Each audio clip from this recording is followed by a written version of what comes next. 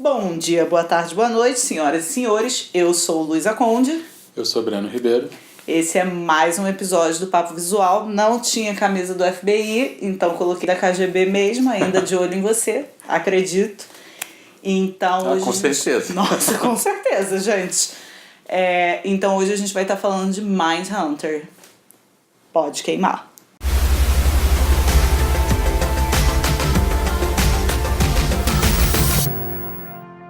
Essa vai ser uma análise com spoilers, então, por favor, estejam avisados, entendeu?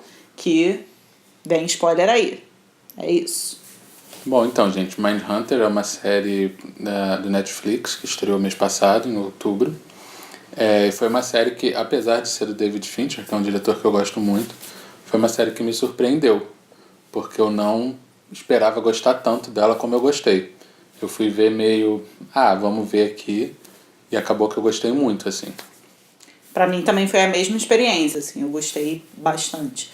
Embora também goste bastante do David Fincher, mas eu levei um tempo e achei muito boa, assim. Eu tava vendo esses dias também um vídeo de um canal de um cara americano chamado Nerdwriter, que ele analisa a direção do David Fincher e como ela acontece de uma maneira que faz com que você, apesar de ser muito crua, é uma direção que faz com que você se aproxime muito dos personagens pelos movimentos de câmera. É muito simples, é muito sutil, mas é uma coisa que funciona muito bem. E eu vi esse vídeo quando eu estava vendo a temporada de Mindhunter, então os episódios finais eu comecei a notar isso e realmente acontece. Qualquer movimento que o personagem faz, a câmera faz junto, assim, é muito... Meio que pra você estar ali junto com ele, pra você estar né? junto com ele sempre. Isso pra mim é muito claro na cena final. Não é a final, na verdade, né? É a penúltima cena da temporada, que é quando ele sai, tipo, da última conversa com o Ed Kemper, meio totalmente, né, alucinado, assim, perdido e meio que tendo um breakdown, assim, e a câmera vem junto com ele, assim, e meio também tremida, assim, tipo, meio que pra te colocar no mesmo estado mental do personagem, assim. Eu acho essa cena, assim, e aí depois que ele vai caindo e a câmera vai caindo junto, assim, eu acho muito foda, assim, me chamou muito a atenção, assim. E aí as atuações também são muito boas. Esse homem que faz o Ed Kemper, ele tem que ganhar, gente, o Urso de Berlim em Cannes, porque ele é muito bom, ele é foda demais. Que é uma expressão que a gente usa quando a gente acha que, assim, a pessoa tem que ganhar todos os prêmios. Então, assim, pra poupar tempo, dinheiro, bota todos os prêmios numa caixa, passa uma fita e manda pra ela, entendeu? A pessoa porque não precisa sair de casa. Ficar pensando em roupa, discurso, entendeu? E outra coisa que eu acho muito interessante na série é que o protagonista, o Holden, ele meio que se envolve, meio que se identifica de certa forma com os serial killers, né? Ele tem ali um pezinho ali na psicopatia. Total. Então, é isso que eu acho muito interessante na real, na finale, assim, porque você vai vendo esse processo do Holden de cada vez mais ir entrando nessa viagem de ego, assim, sabe? De começar a se achar muito foda porque ele tá fazendo aquilo. Tipo, em algum momento, pra mim, pelo menos, fica claro que o grande lance dele não é tanto, assim, prevenir aqueles crimes ou ajudar aquelas vítimas. É meio do tipo assim, olha como eu sou incrível e olha como eu consigo fazer. É muito um lance de vaidade, assim, sabe? Sim. E tanto a Wendy como o Bill Tent, né, o parceiro dele, e a psicóloga, começam a alertar ele para essa questão da vaidade, assim. E ele vai muito se aproximando, assim, da maneira de pensar e de agir dos psicopatas que eles vão entrevistando de uma maneira que eu acho muito perigosa, assim, sabe? Porque, pra mim, é isso. O Bill é um personagem que faz muito esse contraponto, né? O Bill é muito afetado por todas essas interações que eles têm com os psicopatas. Sim. E o Holden não. Não, e no início o Bill também meio que não quer muito participar das entrevistas. Uhum. E o Holden tá lá, não, vamos entrevistar. A primeira entrevista, por exemplo, o Bill não participa. Mas então o que eu acho muito interessante na finale, nesse momento que o Holden tem esse breakdown, assim, é porque parece um momento muito decadente do personagem, né? Que ele termina, assim, literalmente, assim, deitado no chão, tipo... em pânico, né, por causa desse encontro com o Ed Kemper, por causa desse momento de ameaça real, assim, do Ed Kemper, a vida dele.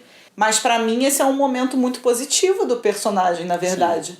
Porque é o momento em que justamente o lado mais humano e o lado pé no chão dele meio que puxa ele de volta pra realidade, sabe? Meio tipo, meu filho, o que você tá fazendo, sabe? Pra onde que você tá indo, sabe? Tipo, olha esse cara, sabe? Olha o que esse cara é, sabe? E é meio que o medo que faz ele tipo, voltar, sabe? Sim.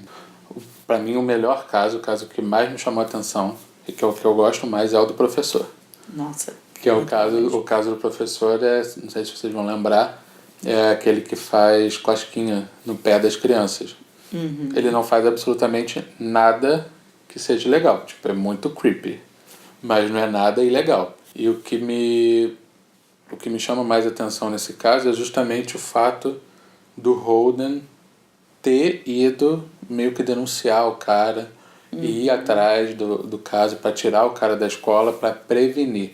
E eu acho que essa parte de prevenção é muito interessante porque o cara não fez absolutamente nada. Então, esse estudo deles não tem como prevenir um crime de acontecer. Você não pode prender uma pessoa, punir uma pessoa sem ela ter feito nada. Minority Report, né, gente? Já tá aí para mostrar que dá errado. Dá merda.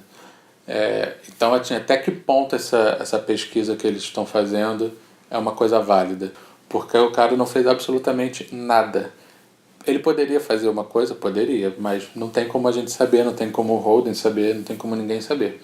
Às vezes o cara é só creepy mesmo, só tava ali fazendo cosquinha nas crianças, sei lá por quê. Ou às vezes ele podia ser mesmo um pedófilo em potencial, porém, ele não tinha feito nada. Não, o engraçado é que quando eu tava vendo esse caso, ele, na hora que ele vai fazendo as entrevistas, eu ficava pensando assim, agora ele vai achar que ele fez alguma coisa, agora ele vai achar que ele fez alguma coisa. E eu lembro que quando ele não acha nada e ele, mesmo assim, ele vai, eu já fiquei meio, quê? Eu acho que é interessante porque essa trama meio que questiona todo o estudo que eles estão fazendo, sabe? Sim. Que é isso, de tipo, a gente vai usar isso para prevenir crimes. Mas como assim? Você vai começar a prender as pessoas que têm um perfil de talvez ser um psicopata? Complicado, né? Não é por aí, sabe? E assim, mas eu acho interessante esse contraponto que os outros personagens fazem pro Holden, assim. Então o Bill tem essa questão que eu já falei de ser meio que a voz da razão ali, do tipo, cara, não, como é que isso não te afeta mais, sabe? E de você ver um cara que realmente é muito afetado por aquele estudo. E eu acho que a Wendy também tem uma coisa muito interessante de trazer a questão do gênero, assim, Sim. sabe? Porque esses crimes que a gente vê na série são crimes cometidos contra mulheres. Embora isso não seja sempre verdade, mas assim, a maioria continua sendo, sabe? Tipo, a grande maioria das vítimas de serial killers, de psicopatas, são mulheres, sabe? Então tem uma questão de gênero muito forte, sabe? Uma questão de misoginia mesmo, né? Social, muito forte, sabe? E eu acho que ela também sempre traz uma questão de por ser acadêmica e tal, de codificar melhor o estudo, assim, né? De ter linhas de perguntas e tal, que eles vão muito a la caralho, entendeu? No ritmo dessa festa, pá. E ela traz isso do tipo, não, olha, se vocês querem que isso seja levado a sério, a gente precisa fazer isso de uma forma sistemática. Porém, a série não é perfeita, né? Tem algumas coisas ali que faltam e tal. Pra mim, o que mais pega, na verdade, é a cena final. Que é uma cena que é uma continuação de pequenas cenas que acontecem no início de alguns episódios. Da maioria, na verdade. Da maioria dos episódios, Sim. Que mostram um cara que você não sabe quem é, fazendo algumas coisas meio que parecem meio estranhas. E no final, a última cena é ele jogando, né, uns desenhos no fogo. Desenhos meio bizarros. Desenhos assim, bizarros, tipo, mulheres amarradas e tal. E que foi uma coisa que, pra mim, pelo menos, e olha que eu me interesso por esse assunto, não foi uma coisa que clicou assim na hora, eu tive que pesquisar, né, que era pra quem não sabe, o BTK Killer, E pra mim isso é uma coisa negativa porque essa referência é uma referência muito americana. A questão é que pra ser a última cena da temporada, realmente, assim, beleza, é um gancho, você entende que do tipo, esse é o cara que eles vão atrás na segunda temporada, que vai, tipo, ser Talvez o caso principal da temporada. O caso principal. Mas eu também fiquei nessa sensação de do tipo, e daí? Porque a última coisa que aparece é o letreiro, né? Park City, Kansas. Sim. Mas eu acho que é meio prepotente, na verdade. Sim. Então você fazer uma coisa que é só muito local da sua realidade, que só o público americano vai entender...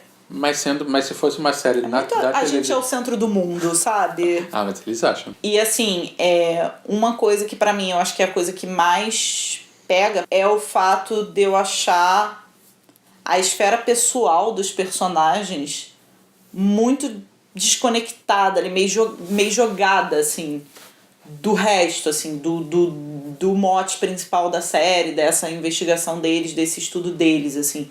Eu acho que não tem uma conexão e é feito de um jeito meio jogado, sabe? Sim. Então, o Bill ainda é o que mais uma coisa se conecta à outra, né? Mas eu acho que a relação do Holden com a Debbie fica muito desconectada de tudo. Embora eu ame a Debbie. Eu gosto muito da Debbie também, mas eu acho que fica meio jogada. E principalmente, tipo, a esfera pessoal da Wendy. Se eu tivesse que ver mais uma cena dela deixando uma lata de atum pra um gato... Nossa, eu não aguentava mais aquela cena. Pelo amor de Deus. Parece que foi a mesma cena, assim, que eles botaram. E esse episódio aqui tá muito curto, bota a cena do gato. Uhum. Eu não aguentava mais. Tipo, na primeira cena eu já entendi que ela morava sozinha e que ela era só uma pessoa solitária. E assim, mesmo a questão dela ser lésbica, que eu acho ótimo, né? A gente Sim. diversificar os personagens, não ter só personagens heterossexuais, pelo amor de Deus, sabe?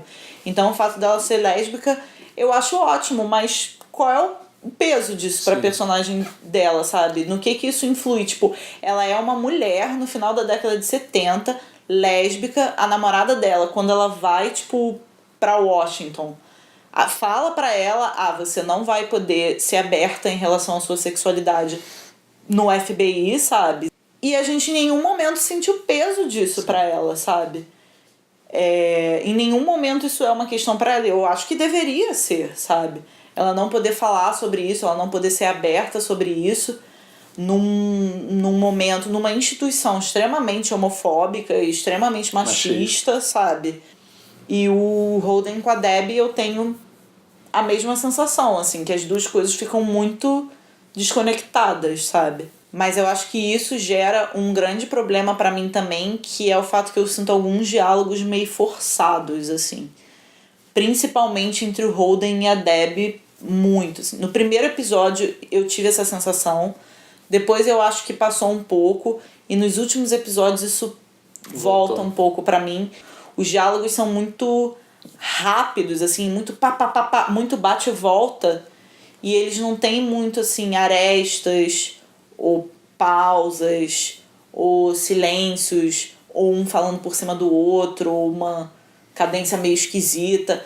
Como acontece, gente, quando a gente tá falando, sabe? Não, mas não necessariamente diálogos rápidos são ruins, mas eu acho que eu concordo com você que fica uma coisa muito limpa, muito mecânica, inclusive. Sim, artificial. Artificial, exatamente. Sim. Então é isso, gente. Assistam Mindhunter, não deixem de assistir. É uma série que... Foi meio... nem vi muita gente comentando sobre Mindhunter, não. Não foi assim tão bombante, né? Nas minhas timelines. Mas assim, é muito boa, então assistam. E, como sempre, se inscrevam no nosso canal, curtem, compartilhem. Facebook, Twitter, Instagram. Tudo aqui embaixo, entendeu? Aqui no canal também. Comentem o que vocês acham, vocês gostam da série, vocês não gostam, vocês concordam com os pontos altos, os pontos baixos que a gente levantou. Vocês querem deixar comida de gato na janela de vocês? Sugiram outros temas pra gente abordar também, que vocês queiram ver aqui a gente falando. Se inscrevam no canal. É isso, gente. Até o próximo Papo Visual.